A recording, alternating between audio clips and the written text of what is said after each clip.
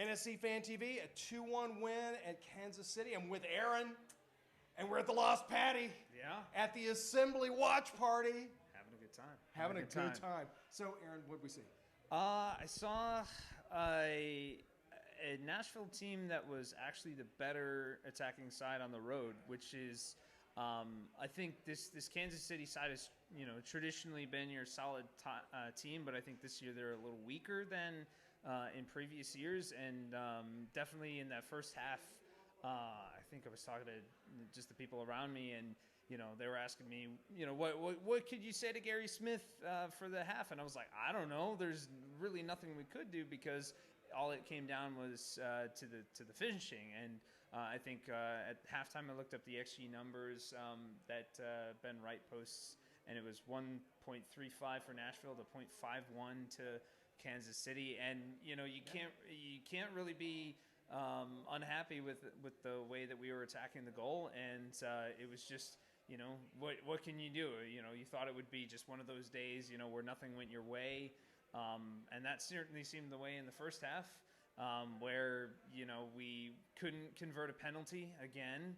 And, we were trying to rack our brains to remember the last time we made a penalty. And I think it was, Alex Mueller maybe. Way back when he took it off Ake Loba's foot, but the fact that we can barely remember it is a problem, right? Hasn't happened. It hasn't happened in a dog's age. Effectively, for some reason, penalties and this Nashville team just do not vibe, and it's almost like I almost kicked myself. I forgot that we suck at penalties. Yeah, it's like, yes, we won a penalty, and it was like, oh wait, we're terrible. Maybe we should ask for a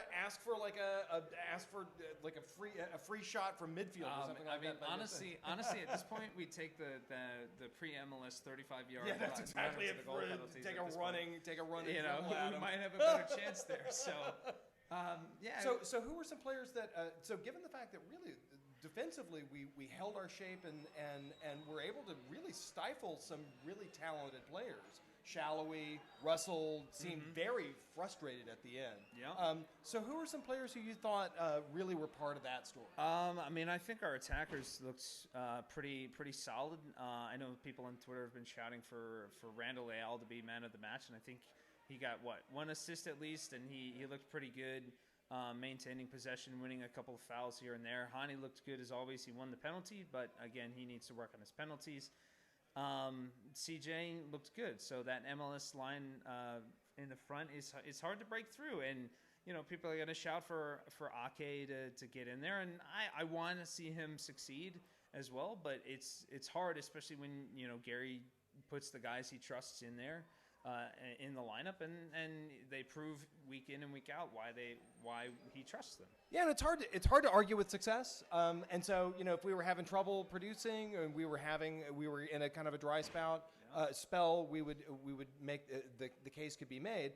The fact that Teal Bunbury was out with the knee problem. It looked like we needed someone really to step up in the front, but we really got about 85 minutes from pretty much everybody in the front. Pretty much, yeah. I think everybody 80-90 minutes from pretty much everybody in the front. And honestly, they put in the shifts week in and week out, and so it's hard to see why you'd switch out. I mean, especially with Leal doing as well as he did, Ake might be, that sort of sub for CJ, or he might be for Leal. Okay. It just depends on the mood, but at this point, it's hard to justify him starting over those guys. So I have a question for you about just arrangement. We've had for a long time been seeing the sort of the Gary Smith 4-4-2s. We're seeing now this three in the back with a kind of defensively minded, but also sort of running forward wingers, and so kind of like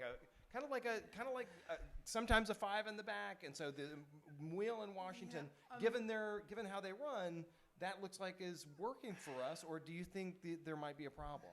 I don't think there's a problem. I actually think that we started off the season with a back 4, and at least the past 2 games, I think we've gone to a back 5. And honestly, I think we've played a little bit better with the back five. And last season we played a lot more, attacking football with the back five. And with Gary Smith, he does some interesting things on defense. Instead of defending in a back five, he goes into a 4-4-2 block. Yeah. So, Leal and the other Hani and CJ are those top two, and then Leal slots in, and everybody kind of shifts over, and it works really well.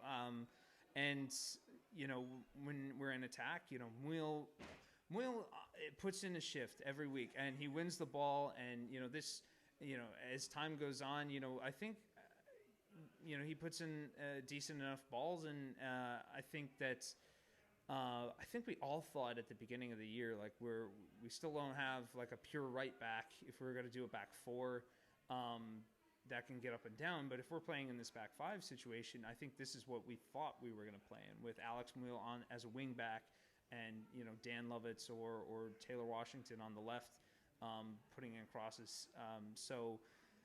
If honestly it's worked. We've got two wins in 2 games, which 10 points on the road for the first 8 games is awesome for MLS. That is way ahead of the curve with MLS. That's way above the average even for playoff teams for their on that. So one of my worries was with Johnston going to Montreal. Who was going to be stepping up at right back, and the answer clearly so far has been Alex Mueller. Yeah, I mean, I think in the purely right back situation, if we're going to go to a back four, Mike has a lot of money that he needs to spend, and I keep yelling at Mike, into the ether that he needs to buy somebody if we're going to play a back four. But if we're going to play, the back five or with the 2 wing backs, I think honestly Alex Mueller is the guy. He'll run up and down the wing for you. I think he played all 90 minutes today, and he's willing to do that. And he was winning balls in the opponent's attack, in the attacking third, and balls that typically you don't see people winning.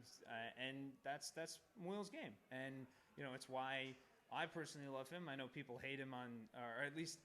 Oh, I absolutely love him. They get frustrated on Twitter. I know Travis Poole on Twitter is going to be eating drywall at some point tonight because he started. But Gary's I think a simple guy to understand when it comes to players. Like I said, if he trusts you and if you put in a good shift for him and you do well, you're going to get the start. And so Ake's got to go into gain his trust, and maybe with Open Cup games. And with some rotation there, then he'll be able to get a chance to actually start a game and maybe show Gary a little bit more of what he's got to do. But it's a tough team to break into. I think the starting 11 is pretty much set, especially at this formation. And now that I think the next game will have Dax is back from his suspension, so. 3 guys in the midfield. Maybe we'll do that again with Eric Miller on the right, but we could just stick with this back five and just have a Dax Godoy in the midfield. Though to be fair, Sean Davis has looked absolutely great. I think he's played every single minute for us. That sounds right. And on top of it, let's not go sleeping on Bryan Nunga's game tonight. You're talking to the Bryan Nunga fan. Okay, that's. I'm a Bryan Nunga fanboy. I'm wearing him on my back right now. You can't see, but he's his numbers on my back, and he was doing great. He's put in a lot more work since especially since the start of the first season. His distribution is better. His ball winning skills are much better. And honestly, if with all 4 of those guys in the midfield, I'm satisfied with the way they do it. Now, I did see that he kind of got a little bit lax on the Kansas City goal this time, but that's stuff that you can learn and pick up in film, and I think that it's proven that he's been willing to learn and improve on his game, and honestly, he's the future. So if Godoy falls apart after the World Cup or something like that, then ultimately I think he's going to be the next guy, and what a bargain, and also what a guy. So yeah, and a young guy, so he's got a lot of future ahead of him. All right, NSC Fan TV after the win at Kansas City. Yeah, thanks much.